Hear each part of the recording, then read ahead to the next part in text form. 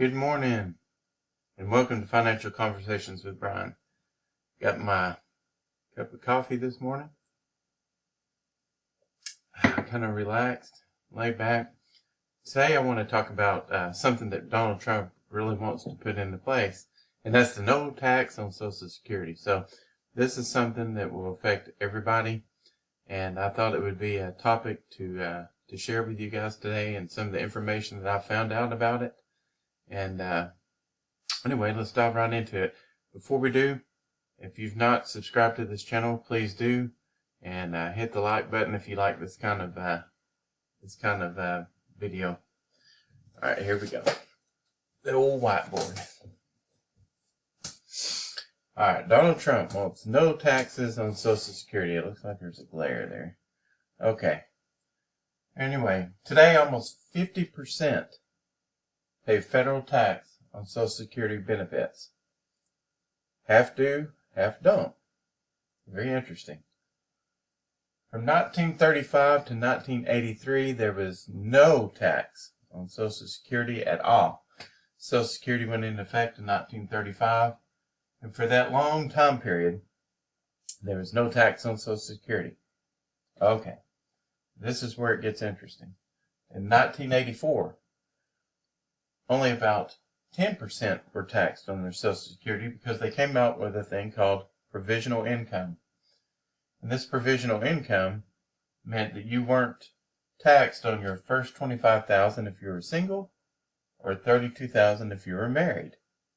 Now, the bad part is that number has not changed since 1984. And we both know that $25,000 as a single person in 1984 goes a lot further than it does in 2025. As a matter of fact, I did a calculation. Probably should have wrote it on here, but I'll tell you. With the average inflation rate of about 2.8%, in today's dollars, this single amount would be $80,000. So $80,000 today was the equivalent of $25,000 in 1984. So this has not changed. That's the sad part. Now, where do I start here? They could do a couple different things. Okay, they could either increase this to today's dollars, and that would include not just lower income, but middle income people as well, and they would exclude them. Or, Trump wants to just do a blanket 0% on everybody. Okay? The problem is, and there's solutions, but the problem is in 2034, they expect the Social Security, the trust fund, to be depleted. Now, just because it's depleted doesn't mean it wouldn't pay anything. It just means that all the money, the savings account would be empty, but the people who are still paying in could be used. And they think it would be around 80% of the current amount. So $80 for each 100 that you receive. So a pretty big haircut. I know about haircuts. I had to throw in a joke. Anyway, they could do a lot of different things to extend this out and make Social Security more viable, even with the 0% tax, because nobody really wants to get taxed twice, and that's what it feels like. I mean, you pay the tax out of your paycheck, then they're taxed again when you receive it. One thing they could do, and this is my least favorite idea, is they could extend the retirement age, which I hope they don't do that. I think we all look forward to the day that we can get a check in the mail and not have to clock in or anything like that. Okay, so anyway, they could do that, or they could change the amount of the payroll tax that you pay. They could increase it to make the system more viable, or they could remove the cap. Right now it's like $176,000. After you make more than that, you don't pay any more Social Security tax at all. Which to me, I mean, if you look at this no tax, if today 50% pay federal tax on their Social Security benefits, that means that the other 50% already do not.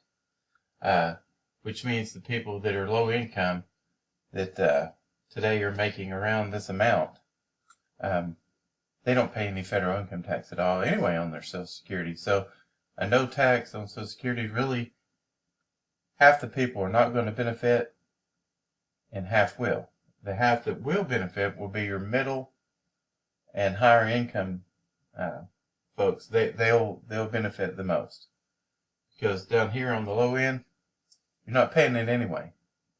So to me, I mean, this is my personal opinion. If you're going to make the benefit to the higher end, then you should remove the cap, or, you know, make it to where if you make more, you pay more.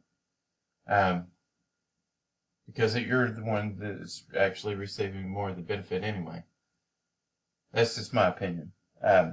Maybe they'll do a combination of a few things to where it's not so punishing on all ends. Or if Trump really wanted to score points with the American people, he could take some of the tariff money, or start sending money over to these foreign countries, and use that money to strengthen the trust fund of the Social Security program. Keep the money at home instead of sending it somewhere else. Because right now, this was a statistic that I looked up. 27% of retirees say Social Security is their only income. That's a lot. I mean, that's over 1 in 4. Basically, that's all they have. I mean, everything is based on that $1,500 a month or whatever it is. I think that's the average, $1,500, $1,600. That's their only income. So, really, you know, if you're in this group, you're not getting any benefit from no tax on Social Security. It's not even going to phase you at all. The only thing about the top group, if they don't get taxed on their Social Security, what could happen is their increase in their income. Some may decide to exit the workforce if they went back in, because there's a lot of people who are retired on Social Security that go back to work because they feel like they need, or they just desire the extra income. And if they're not taxed, then that extra kept in their pocket, they may decide to exit the workforce, and that in turn would create more jobs for some of the younger people to move into their place. Just curious on what you guys think about this. Leave comments down below. I don't think I see very many comments. I get some every now and then, but leave some comments down below about what you think about this, and if you think it's a good plan or not.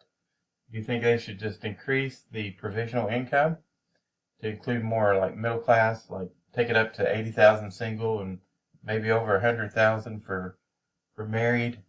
Do you think they should go with that approach, where they're only reducing taxes for middle and lower income and not high? Or do you think they should just be fair, whatever, just 0% everybody, and then come up with a plan to rescue Social Security?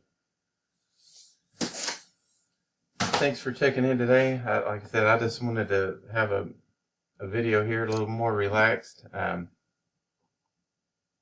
with my coffee, and share this with you guys and see what you think. You guys have a blessed day.